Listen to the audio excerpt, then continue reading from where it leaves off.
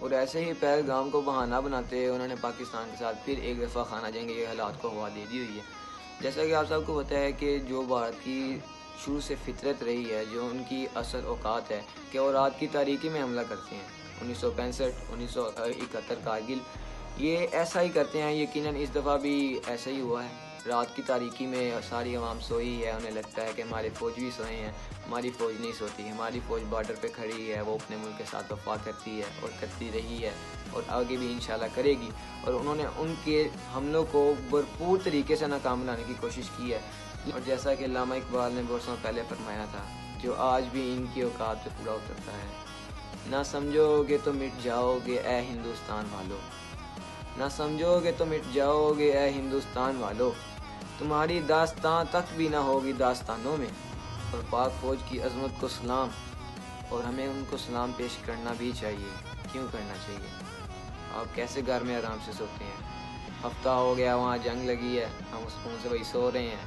ہم کیوں سو رہے ہیں؟ ہماری فوج وہاں دن رات دشمن سے لڑ رہی ہے، ان کی گولہ باری برداشت کر رہی ہے، ملک کا ڈیفنس کر رہی ہے۔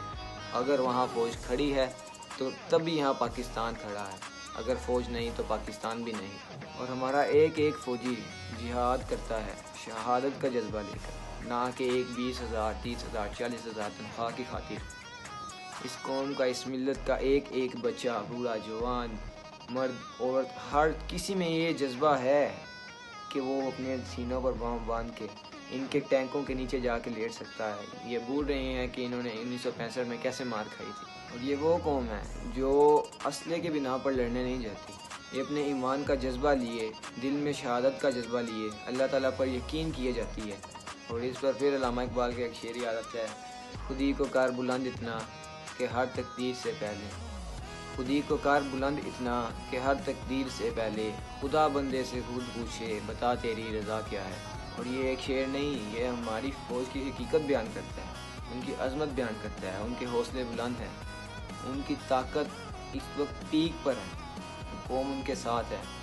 یہ انڈین قوم نہیں ہے جو کہتی ہے وہ مر رہے ہیں، وہ بھئی جنگ روک دو، نہیں بھئی جنگ نہیں رکے گی۔ ایسے قائد اعظم نے بھی کہا تھا، There is no power on the earth that can undo Pakistan.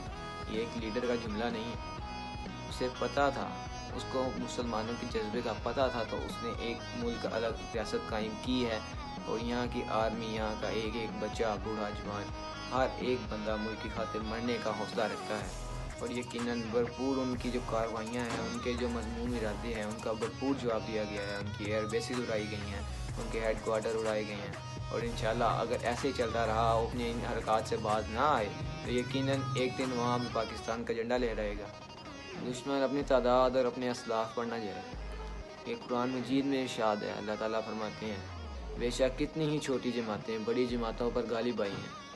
دشمن کو اپنے اسلاف پر، اپنے اسلحے پر، اپنی جدید ویپنز پر اور اپنی فوج پر غرور ہے، لیکن ہمیں اللہ پر یقین ہے، ہمارے سینے ایمان سے سرشاد ہیں، ہمیں شہادت کا شوق ہے، ہماری فوج کو شہادت کا شوق ہے۔